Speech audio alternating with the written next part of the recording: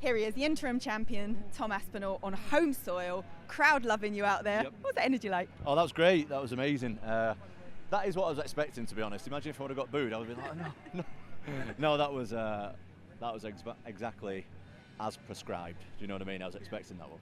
And it was a very nice face-off, very respectable between yourself and Curtis. Is it making you laugh, seeing all the sort of animosity going on around you and the trash talk with the other opponents and matchups, and then you're just kind of cruising through or just getting on nicely? You know what, for me, this is literally just a sport. Even if someone trash talks me, I'm not bothered, because we're going to fight and settle it anyway. It doesn't really matter. Like, from what I know of Curtis, he seems like a reasonable human being. Do you know what I mean? He's a nice guy, so we'll fight. We can be friends before, we can be friends during, we can be friends after. Like, this is just, I can't speak for him, but for me, this is just a sport. I wanted to ask you, because you admitted that prior to Sergei Pavlovich, you were scared. Yep. You said, yeah, I was scared. Do you feel the same way about Curtis, or given the different style, is it sort of less of a fear factor? I'm probably more scared of this one than I was the last one, yeah. Because of the stakes, because of what's next and having the belt? Well, I used to think when I started off, I used to look at UFC fighters and stuff, and I used to be like, I can't wait to get to that level, so I'm not as nervous. And then you realise the more you win, the more's at stake. Do you know what I mean? It's like this time I'm fighting in Manchester for a heavyweight title against a guy who's technically already beat me.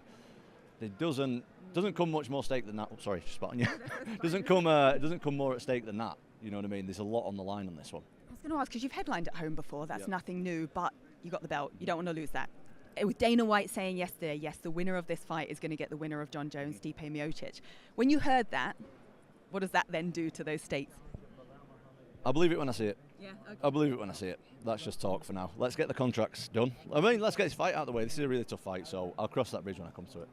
And with this being a fight that's happened before, with the injury, didn't end the way you wanted it to, do you feel a bit different as you make that walk this time? Or can you switch off from that? No, this is a new fight.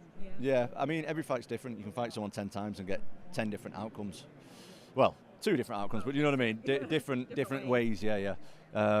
So, no, this is a new fight. Me and Curtis are completely different now than we were 2 years ago. So, I'm looking forward to seeing how it goes. Right. And what do you do now between now and the early hours of tomorrow morning? Think. Overthink? Yeah, pretty much. That's it. I just sit around thinking, and not in a good way either. I just look. What are these thoughts? Well, my thoughts are usually 1 minute I can't win, and then the next minute I can't lose, and then it just goes back and forward like that. I'm just like, oh, let's just get it over with already. Let's get in there. Well, hopefully the positive visualization is the one that plays out. Good luck in there tomorrow. We can't wait to watch you. Thanks, Tom. Thank you very much. Thank you.